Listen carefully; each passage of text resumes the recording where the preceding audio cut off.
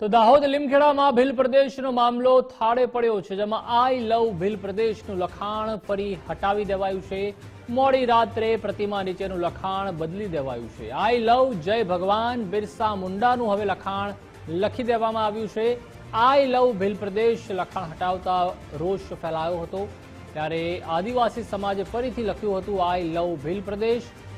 પોલીસે કેટલાક લોકોને ડિટેઇન કરીને મામલો થાળે પાડ્યો છે। વધુ માહિતી માટે સંવાદદાતા શાબીર ભાભોર જોડાઈ ચૂક્યા છે। શાબીર, આપણે ગઈકાલે જે રીતે વાત કરીને આઈ લવ ભીલ પ્રદેશ લઈને જે રીતે તેમાં મતાંતર સામે આવ્યા હતા ભારતીય જનતા પાર્ટીના જ બે નેતાઓના, ત્યારબાદ હવે લખવામાં આવ્યું છે જય ભગવાન બિરસા મુંડા। હાલ શું સ્થિતિ છે?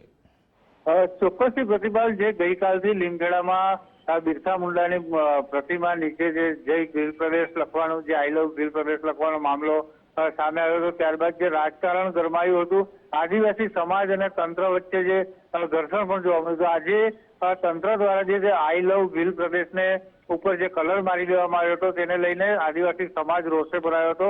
આદિવાસી સમાજના કેટલાક લોકો જે ટોળા જે લીમખેડા ખાતે ઉમટી પડ્યા હતા અને ફરીથી આઈ લવ ભીલ પ્રદેશ લખ્યું હતું, પરંતુ જે પોલીસ સહિતનો જે વહીવટી તંત્રનો કાફલો ત્યાં પહોંચી ગયો હતો અને કેટલા 20 થી 25 લોકોને જે ડિટેન કર્યા હતા, ત્યારબાદ જે મોડી રાતે સમજાવટથી જે મામલો થાળે પાડવામાં આવ્યો હતો। હાલ જે આઈ લવ ભીલ પ્રદેશની જગ્યાએ આઈ લવ જય ભગવાન બિરસા મુંડાનું લખાણ લખી હાલ તો મામલો થાળે પાડવામાં આવ્યો છે, પરંતુ જે આદિવાસી સમાજના જે કેટલાક લોકો છે તેમની અત્યારે પણ એવી માંગ છે કે આઈ લવ ભીલ પ્રદેશ જ લખાય, પરંતુ હાલ તો જે પોલીસે મામલો થાળે પાડ્યો છે। જી આભાર શાબીર, માહિતી બદલ।